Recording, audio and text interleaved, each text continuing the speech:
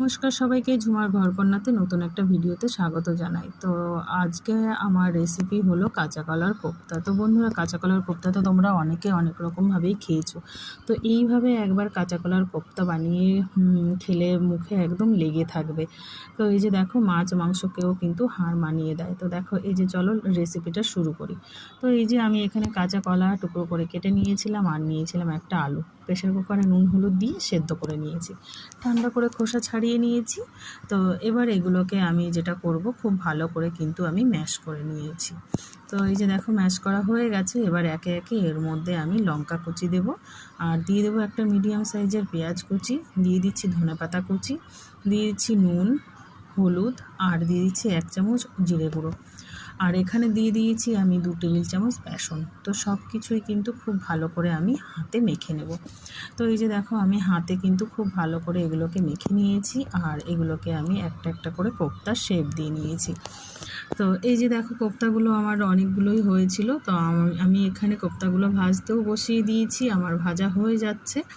তো এবার একটা সাইড হয়ে গেছে, এবার আমি উল্টে দেব অপর সাইডটাও ভালো করে ভাজা হওয়ার জন্য। তো বেশ আমি কিন্তু লাল লাল করে সব কিছু কিন্তু ভেজে নিয়েছি, সবগুলো কোপ্তাই আমি ভেজে নিয়েছি। আমার দেখো ভাজা কমপ্লিট হয়ে গেছে। আর এবার আমি কোপ্তার গ্রেভিটা বানাবো। তো সেই জন্য আমি ওই তেলের মধ্যেই দিয়ে দিলাম পেঁয়াজ কুচি, দিয়ে দিলাম টমেটো কুচি, 2-3টে কাঁচা লঙ্কা, সব কিছু একটু ভালো করে নেড়ে চেড়ে নেব। আর তারপর দিয়ে দেবো এর মধ্যে চারমগজ আর হচ্ছে কাজু বাদাম, সেগুলো দিয়ে, আর দিয়ে দিচ্ছি পোস্ত, 2 চামচ পোস্ত দিয়েছি। সব ভালো করে একটু ভেজে নিচ্ছি, আর দিয়ে দিচ্ছি নুন হলুদ। তো একটু সাইডে রেখে আমি ঠান্ডা করতে দিয়েছি। আর দেখো, কড়াইতে তেল দিয়ে দিয়েছি, গোটা গরম মশলা গোটা জিরে ফোড়ন দিয়ে দিয়েছি। এখানে আদা বাটা নিয়েছি, তার মধ্যে দিলাম 1 চামচ জিরে গুঁড়ো, 1 চামচ ধনে গুঁড়ো। তো এগুলো একটু জল দিয়ে আমি কিন্তু দিয়ে দিচ্ছি তেলের ওপর। আবারও একটু আমি নাড়াচাড়া করে নিলাম, দিয়ে দিলাম হলুদ, নুন, একটু কাশ্মীরি লঙ্কার গুঁড়ো কালারের জন্য, আর দিয়ে দিচ্ছি 1 চামচ চিনি, আর দিয়ে দেবো 2 চামচ টক দই ফেটিয়ে রেখেছি। তো সেই টক দইটাও, সবগুলো খুব ভালো করে কষিয়ে নিচ্ছি। দেখো তেল ছেড়ে এসছে, আমার কষানো কিন্তু হয়ে গেছে। তো এর মধ্যে এবার আমি ওই যে ঠান্ডা করতে দিয়েছিলাম মশলাগুলো, সেগুলো পেস্ট করে কিন্তু আমি দিয়ে দিলাম। আবারও খুব ভালো করে একটু কষিয়ে নেব সব কিছু।